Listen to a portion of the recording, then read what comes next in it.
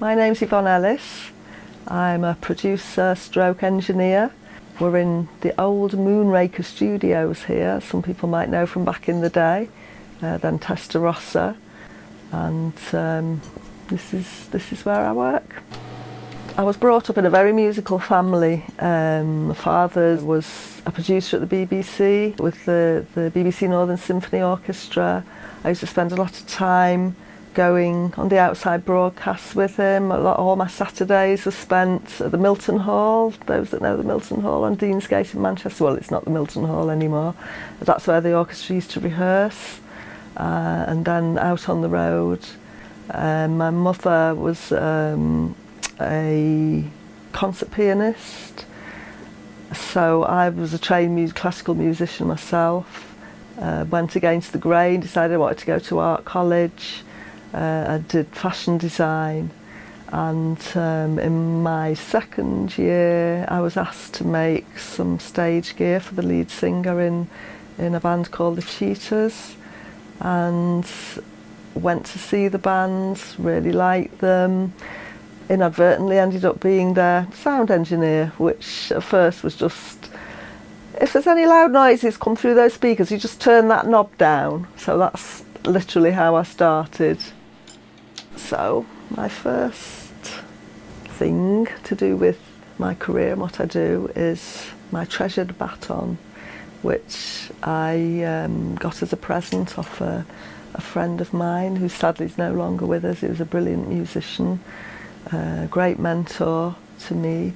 Met him around the time I decided I wanted to move more into production from live sound engineering. So he gave me this baton on my birthday and put his hand on my shoulder and looked deep into my eyes and said, "You're going to need this because you're a person who brings people together. You'll be bringing a lot of musicians together."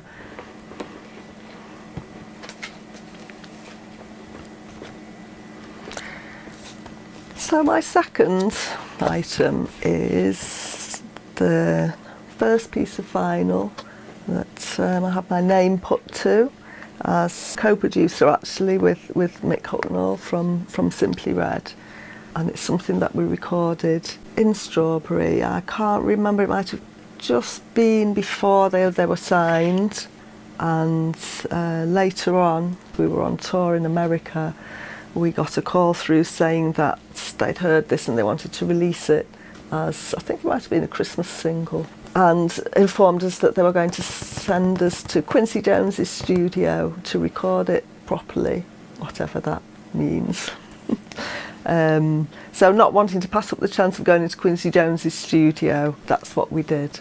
And because I wanted to record it the same way I'd recorded it at Strawberry, which was very quickly really, just around a couple of mics, spent quite a long time getting the sound and the balance right, and then the assistant engineer said, "Right, okay, you ready to record?" Yeah, pressed a button on the desk and all the baffles defaulted back to their original state.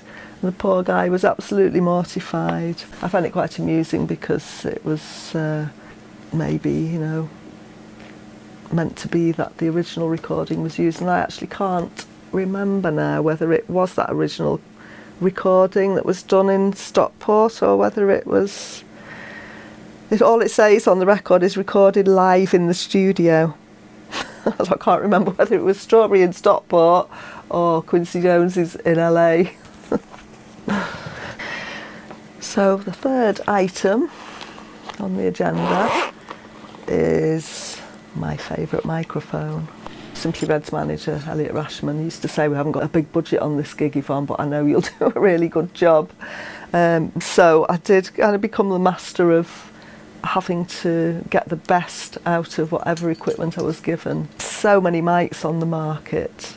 This is my favourite one. It belongs to a friend of mine. I won't give it him back. He said he bought it for £10 on eBay. I don't know what it is. It's no markings on it. It's come from Eastern Europe somewhere, and it's just a beautiful sounding mic. I can use it on almost anything. Vocals, drums, guitars, brass, and it's My favourite microphone. I had no idea at first what a male-dominated field it was. I was getting myself further and further involved in. Just have to be very strong and, you know, resolve to break through all these boundaries. You know, you make a mistake, you slip up once, I think it goes against you more so than if you're a man, from what I saw in the business anyway. So there's a whole load of anecdotes to be told about my experiences. It changed a lot for me once I was known on the circuit, and I was one of maybe 2 women who were on that live circuit. I've always tried to bring my own thing to it in terms of sound, rather than having any preconceived ideas, oh well, this needs to sound like that. And it's just all very organic with me, rather than technical or what's written in any textbooks, because it's very much like that, the music business, these unspoken rules which I love to not abide by.